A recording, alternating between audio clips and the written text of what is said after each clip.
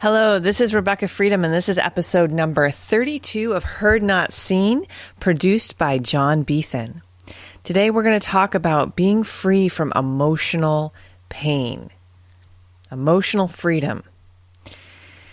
And we all have some sort of addiction. We all have some sort of thing we turn to as a distraction, or we just don't feel like facing ourselves, or there's something hidden away that is gnawing at us and showing up in the way that we make choices in our lives. And we reach for different things, and some of them are helpful and some of them are patchwork. So I know for me, one of those things that has been helpful is to wake up every morning and in the first 20 minutes of the morning to listen to motivational speakers. And they're normally guys, and they're a little bit loud, and they're a little bit like, you gotta run after your destiny. You gotta run, which feels, motivating. Or other people are just like, you got to face your pain. You got to do it. Just face your pain. Lord has something for you. And many other different things about being emotionally responsible, financially responsible. Esther Hicks is the only female voice that I know of that says you can't get from somewhere that you're deprived or in lack. You can't create abundance, and so on and so forth. But there's one thing that all these speakers have in common, that they use this cute little term called most people. And it's like this sequestered group of people, the most people group, that are the comparison group. They're basically saying most people / the failures in the world, the people who don't try, who give up, who just acquiesce, who just fall into their addiction and are, given to their sins. Those most people. Okay, are the contrast that is provided for the other person, and you being that special other person. You be the person that's like, I'm gonna wake up this morning, I'm gonna rule the world. Okay, you think that's most people, and then there's you. There's somehow you that's able to break through the pain. But come on, let's be just a little bit honest here. Okay, motivational speakers? The same time that you motherfuckers are saying most people, you are also selling your story of I was born in an orphanage, I slept in my car, I wasn't rich, I was poor, I had a dad who left me, I had a mom who abused me and molested me, I had a bad background and a run-in with drugs because I was so depressed. And let me name the people that I am speaking of. Wayne Dyer, Debbie Ford, Tony Robbins, abused by his mother. Wayne Dyer was an orphan. Debbie Ford had a long stint with drugs and other issues with men. Also, Marie Williamson, who is a student of the Course in Miracles, her issue was that she got pregnant out of wedlock. Let's see who else is out there. There's Gabby Bernstein, which her first book is Spirit Junkie, because she talks about her battle with cocaine. And yet, somehow in the narrative, somehow in the hawking the story of I once was lost, but now I'm found. The prodigal son story of I left, and we all got it. We got the template that is the hero's journey that is wrapped in the freaking product you're selling. We got it. Like Ryan Blair is another one of these assholes that's out there from rock bottom to rock star or whatever his book is. And he just was sort of one of these guys that fell into a company that's been sued 1 million times for misappropriations and misbehavior and whatever else. Yet he gets to go around in his Ferrari and live in the world of riches and have a machine gun covered in diamonds. The point I'm trying to say here is your gurus are not fucking gurus. It's the Wizard of Oz out there, people. It's the Wizard of Oz. And he has got all these magical powers. You just have to get on the freaking road. You got it. The road is yellow, okay? It's not red. It's not green. It's yellow. You get on the freaking road. You walk the road. Down the road you go. You're going to meet a couple people. On the road, there's going to be a couple people. Some people you meet, there's going to be a lion. He's got issues. He's got freaking courage issues. You're going to meet this guy. He's going to be a tin man made of tin. He's got some heart issues. He's got some heart palpitations. He's got some heart freaking issues. And you're going to meet this other guy, a scarecrow. He's a complete idiot. Total lack of brains. You're probably going to want to date him. These are the guys, the characters. There might be like some dogs involved. There might be some flying monkeys or whatever. You know, those are just your co-workers, the flying monkeys that you got to deal with. Freaking Barbara down in like accounting who doesn't know what the fuck she's doing, but somehow she's like senior management. What the hell on the Yellow Brick Road? It's the Wizard of Oz, people. That was not a Trump impersonation, by the way, but close. And he is also, you know, the emperor with no clothes that we're all like, oh, yay, the emperor's going to bring jobs back to America while shipping all his jobs off for the rest of his family. It's totally going to work out. Sidebar. So, okay. So freedom from pain comes when we learn compassion. And I want you to know that life coaches, I am of the opinion that life coaches suck. They suck. They're sort of like, you know, the preliminary, it's like they're like an associate's degree. Like you learn some things and you get a couple tools, but more or less, you still have to live your life. What are you going to do? Move them in? Have them be a surrogate parent? No, you got to figure out this thing called life. I'm very like a little bit New Yorky, a little bit East Coasty today. Some people think I'm Jewish. I'm not Jewish. Not that I know of. Maybe it's in the family tree, hidden somewhere. I don't know. And all right, long story short here is you are the authority and you will be the one who sets yourself free. Take a breath with me now. Let's break down the philosophy on what I'm saying here because it's really profound. I don't want you to miss it. There's a lot of self-help stuff out there. Help yourself. Go get a book. Read my book, people. Read my book. There's a lot of stuff that gives you the old, you know, dictum. Love yourself first. You got to treat yourself like you're worthy before you can love anybody else. A empty cup cannot fill another. Now there are snippets of wisdom, our wise mind, our wise connected self within that. And yet they have a circular way of returning us back to our pride, our hubris, and our blind spot. Self-help is a little bit like playing a record on loop to only the break beat. You don't get the whole song. So here's the whole song. Here we stand together at a precipice, at a time where race, it matters. Women's equality, it matters. Gender, it's all over the place. Financial inequality, huge. 1% making a shit ton. The rest of the world, day to day, paycheck to paycheck. A lot of death, a lot of destruction. The issues that we so, you know, frivolously push away or use as talking points are never going to change. Okay? They're just going to continue because women are women and men are men and blacks are blacks and whites are whites and browns are browns and yellows are yellows. And we have physical divisions. So what I'm saying to you, what I am telling you to release the pain from your life, the collective pain that you're tapped into, or as Eckhart Tolle calls it, the pain body that is yours, is literally about your body. You release you from pain, from physical and emotional pain. Because you, as an infinite being, your soul connected to the great always, the great Oz, does not have pain. Pain is something that gets swallowed up in the everything.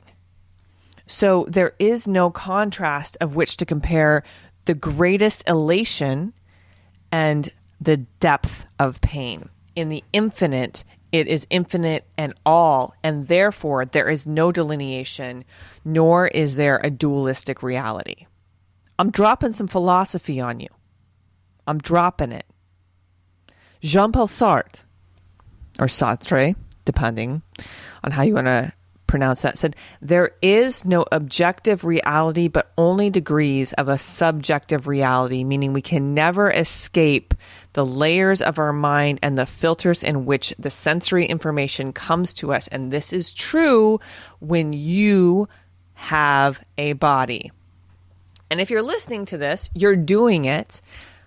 Aside from all the souls surrounding me as I'm having this conversation, and all the angels and all the demons and all the entities, beings without bodies, you, my friend, are listening to this because you have ears to hear and eyes to see and a mouth to taste and a body to experience this world. So don't be fooled by the speakers that are promising the panacea of have whatever you want, build anything you want. Marie Forleo, that's her freaking motto, build anything you want in business. And granted, you know, she's reaching to that place of creative imagination where the toolbox is endless and you can be a painter, a sculptor, a writer, a poet, a freaking comedian, you can be a politician, you can offer cupcakes for a business, or you can get women out of domestic violence situations. That's, I think, anything that she is, that her business is pertaining to. But at the same time, it is, you know, there's underlining panacea of I will solve my problems if only I invest in this one program. And listen, life is your university. Let's be clear that when you get higher education, when you go after higher education, it is but a stop off, a place where you are immersing yourself in receiving, absorbing, and being cared for by professors that are curating information for your tender mind and your supple body to receive and retrieve and to translate back into the world as your own in your own voice. So if we've not gotten to it yet, if you haven't really heard me this whole time, let me bullet point it for you. Motivational speakers, life coaches, financial analysts, sometimes pastors, are the Wizard of Oz. They'll get you to walk the yellow brick road. You'll meet some friends along the way that have similar lessons to you. Maybe you'll have a companion in the form of a pet that will be there for you as you go along this walk. And there will be challenges by the people and things and places and events that show up in your life that are like flying fucking monkeys shitting on your head. The challenge to say, can you face the green witch? And you know what that witch is? That's the reflection of everything you don't want to look at. So guess what's going to happen? 9 out of 10 times, you're going to fall in love with it. After your first Tinder date, you're going to sleep with it, or you're already married to it. And there it is, that green witch in front of you that if only you baptized it would melt. If only you baptize yourself and wash yourself clean would melt, and you then would be revealed to you. You're not Glenda the good witch, nor are you the bad witch, or any which is which or in between. You're a human being. You're human. You have come into the physical form incarnate, a thought. Here, so I pause here just for a second so you can say, what is that? What is that thought that I am? What is that thing that is moving through me?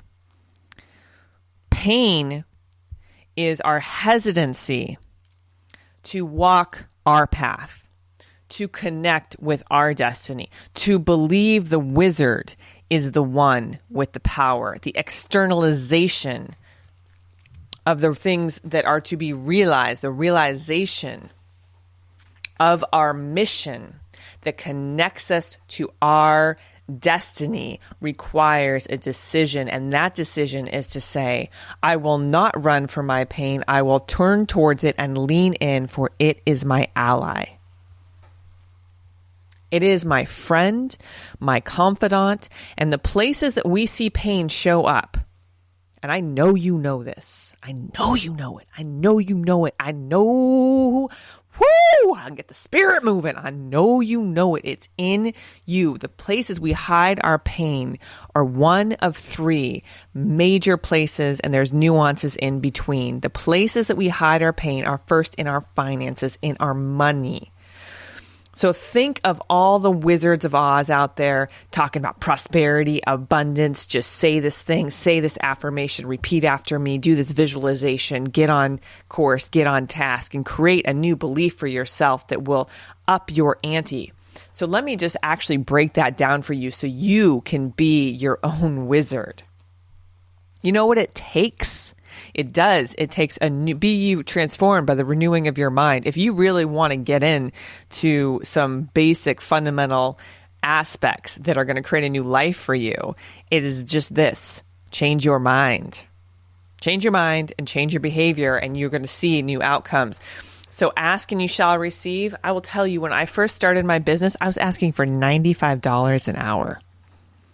This was something I was doing because I was looking around and asking, what else is everybody else doing? Let me mirror that. And that's a start. You got to kind of have your mentors, reflect them, learn. Now, 6 years out from that young therapist in an office with train tracks behind it, and a train would go by in the middle of my sessions and scream as people were also wailing in front of me. That young therapist has turned into a woman at age 37, and I am now asking for $20,000 to work with me because I have become a professor of freedom. I know exactly, almost a doctor, a surgical tool of freedom, because I can laser in on exactly where people are giving up their power to the Wizards of Oz's in the world and bring it back to them. So what I'm telling you this, I'm letting you in on this so that you can receive that the asking is what changes your life, and it changes your mind. When you say what else is possible and you bring your focus to that, it creates something new. So in our finances, when we run after the mantras of abundance, we can say them, and they will be the original vehicles maybe that curry us forward to change our minds. Hey, maybe I can ask for something different. And they're little brick by brick. They're part of the yellow bricks on the road being built as you go. But we put our pain in our finances. We put our pain in those mantras. We hide them away. If I only read this book, if I only buy Joel Osteen's, if I only go to this program, maybe if I put it on my credit card. Now, let me be really true and clear as an entrepreneur that you spend money to make money. You invest $3,000 to hope you get back 10, but sometimes you're up 5 in debt and you only got 500 coming in. And it's a gamble. It's a gamble. And you learn as you go. And that is one of the truest things of an alchemist and as a wizard, is you are bending the elements and learning as you go. Because no matter what any psychic tells you, you still have to live your life in this body one day at a time and amass the information and the wisdom as you go. The second place that we hide our pain, that we tuck it away, that we ignore it, that we cover it up, that we cut it, shape it, bend it, stretch it, pull it, tighten it, is our bodies. Our bodies, the physical form, the vehicle of which our spirits are residing in and animating right now. They speak to us. They speak to us through disease, through imbalance, through acne, through bad breath, through sleepless nights, through lack of libido, through too much libido, through hungers for sweets, hungers for caffeine, through cravings for drugs. Yes, that's our bodies. Our bodies are response vehicles. They are instruments that are tuning in to the vibrational reality around us. They are tuning forks. And pain speaks to us through hurt in our bodies. When we get broken up with, there's an ache in our hearts because rejection lights up the pain centers in the brain. When we get punched, we feel that pain. When we eat something that doesn't agree with our system, we feel that pain. Sometimes we'll even invent an allergy, or our body will show us our contradictions through the allergies that we get. Because what is an allergy? It is our immune system attacking our own tissue. Years of spiritual attack being swallowed whole and integrated into the body. And it tells you, it talks to you. There are books and books. Carolyn Myss's book, I believe it's Healer, Heal Thyself. I'll find the right thing and I'll put it in the notes. Tells us about the underpinnings of emotional pain and what that does to the body. They're in concert and they're speaking to each other. And when we don't face our pain, now this is an interesting thing. I just watched The People versus O.J. Simpson. Robert Kardashian died of esophageal cancer and I believe a little bit of lung cancer. And that is along the meridian of our communication point. And when you watch that series, you see how, Mr. Kardashian stuffed his opinions about OJ. And I can't help but wonder, and this is being a little bit of a theorist and a metaphysicist, if that in turn created such a debilitation within his chakra system, his energy system, that ultimately it manifested as the cancer that killed him. We could ask that question of anybody over and over again.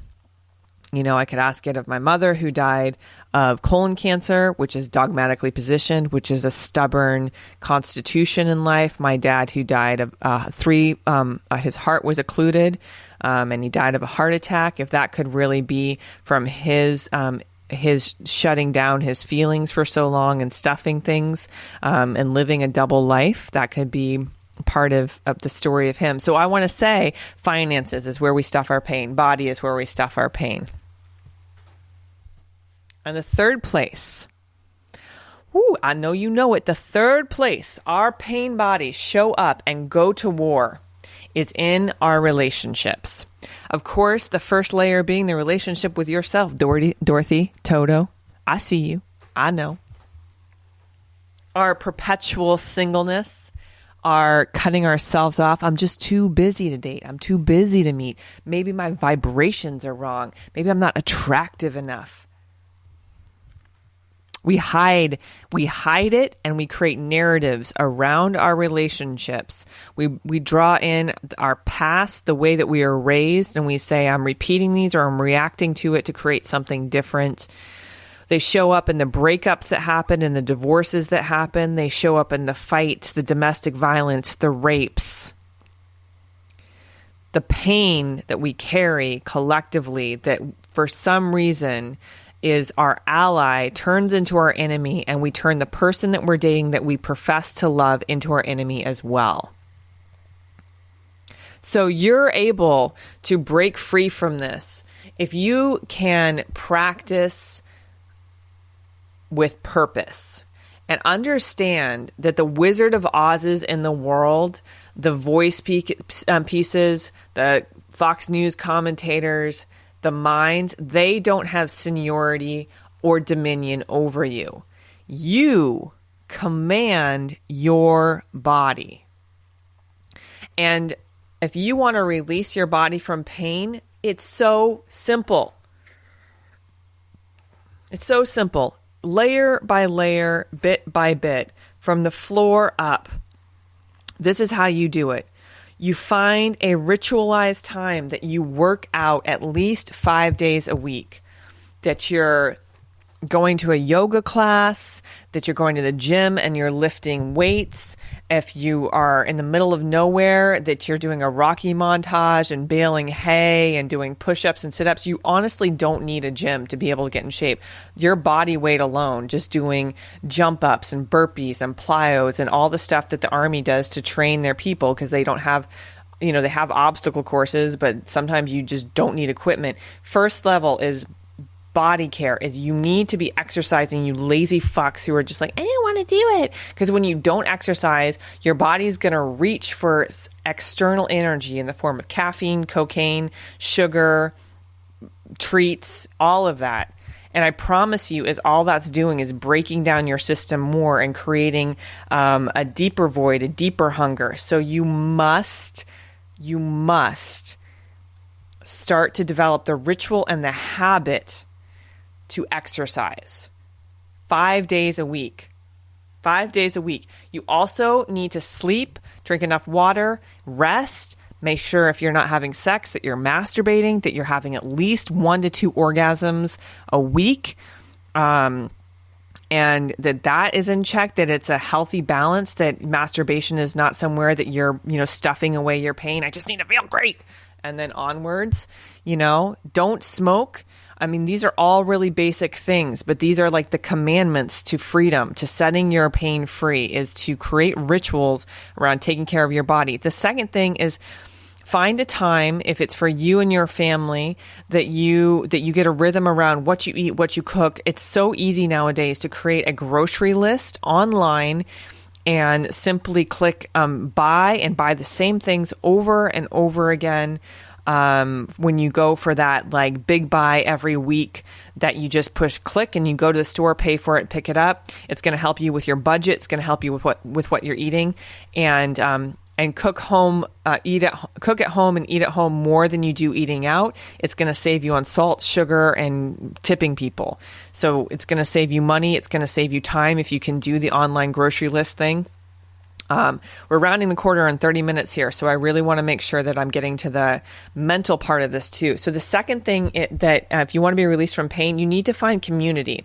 And this means about 4 or 5 people that you can divulge your secrets to, that you can totally just let it out. Now, this is somebody that you could also go have a drink with, or go to like a festival with, or that you could have not just girls' night out where you're like, let's just go, shoot some pool or dress up and go, take our heels off on the dance floor or whatever. Like, I've been out to the clubs and it's just basically the live version of Instagram. And it's just like, it's like prom night. It's like adult prom night. And you don't need adult prom night. You need places that you can go where you're doing maybe long walks in nature and you're having conversations, or you're going to each other's house and you're all piling onto a couch and just really checking in, and just make sure that you're forming those levels of connection and that you're fostering and keeping those. Now, there's going to be the outliers. You might have a group of 100 different acquaintances, and those are equally important. Those are your backup people that you like touch base with, every other week or once a month or something like that. Say hi in social media, give their comments. But to take care of your mind, to take care of that space, it's going to require community, communication, 4 people that are really going to be your inner sanctum. If you have a spouse, that is another person. That's a unique relationship to itself. And if you have none of that, then definitely seek out a clergy member or a therapist that you can tell your secrets to. You need to be able to have somewhere that you can just let that out. And if you have no money, the last resort is journal. So that is how you take care of your mental space. Also, always be learning. ABL, bitches. Always be learning. Have some sort of topic or book or some YouTube that you're watching. Don't just get information, but be gathering knowledge, the know-how, solving the answer, not only what, when, where, but how. The course into bringing your imagination into reality. Go ahead and pick the topics that you can focus on that really capture your energy and light you up from the inside out. So the 2 things for your mind. For your body, exercise, eat right, drink a lot of water, stay away from drugs. Duh. The thing for your mind is make sure you have community, somewhere you can get your secrets out, and that you are really making sure you're always learning something new. You can relax your mind with entertainment, but make it like an 80-20, 80% learning, experiencing, being in the world and actually doing it, 20% entertainment. I encourage you to stay off of social media as much as possible. So maybe cap it at 3 times a week, or if you have to use it for your business often, that you give yourself like some hour-long parameters of which to get things done. So that is body, mind. So let's talk about your spirit. How do you elevate and be with your spirit? The one answer is nature. Go find a place. If you live in a crowded city, go find a park that you can go play ball in, go on slides in. If you're in Anaheim, go to Disneyland, go to different like theme parks that get your, kid like spirit up again. But ultimately, the stillness you feel when you go into nature, the renewal of standing on the shoreline and listening to the waves, or walking in the forest, or just taking in the chill of the night deserts, or the constellations where you can go and see the stars. I really encourage you to make sure that at least once a week, or if not once a month, that you're immersing yourself in 24 hours of nature. You're just out in it, because that will restore your soul. Of course, there's other places like churches, cathedrals that you can go and practice your religious practices, your meditations, your prayers, lighting candles, having an altar in your home that is dedicated to the things that really matter to you. Make sure you're adorning the altar with roses, with flowers, with candles. It can be vigils to people that have passed. It can be a prayer altar for things to come, but that you have a special place in your house that's dedicated to your spirit and that spiritual connection, that unique connection you have with your destiny, your fate, and your unfolding. So when you practice in this way, you're going to be able to take the pain of being cut off and feeling separate, and turn it into connection. And that connection, therefore, releases the hurt, releases your pain, and nourishes you in a real way. So I want to round out this podcast to say that I don't want to be disparaging of motivational speakers, because the information they give you is something that can be assimilated into your path. And certainly they've helped me along mine. The danger is to think of them as the Wizard of Oz and go do patchwork seminars where you spend thousands of dollars only to come back to the realization you still have to live your life. You still have to be in command of your body, right? Your mind and your body need to be simpatico together. They're working together. So this is my offering to you. If you're struggling with your pain body, if you're struggling from pain from the past and this repetition of patterns in your life, and you don't seem like you can advance even through working out, even through learning, these are all feel like there's the void and the hunger that forever lonely you're carrying around is only yours to carry. Here's what my invitation is to you. Reach out to me at RebekahFreedom.com. That's REBEKAH freedom.com. Because my responsibility and my life's work is to set people free, to give them the space and clarity they need to be able to create the depth of connection, the awesome sex, to be able to really love living in their bodies while they're here. And I know that I can do that because I have hated living in my body while I'm here. I have, and I have fought tooth and nail to be able to be in a receptive place, to be embodied, to just, enjoy and exist, and to release worry, to release fear, to release regret, and to keep my eye on the horizon, knowing that there is a promise for me and a way is being made. And I want that to be the truth of your life, that a way has been made just for you. So again, I encourage you to reach out to me right now. My sessions run 3, 6, and 11 months.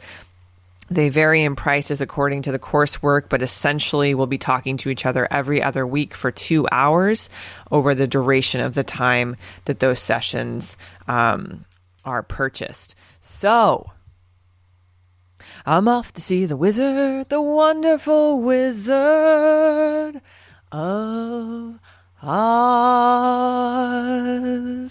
I love you so much. This has been Rebekah Freedom. Go out into the world and be set free. Mwah.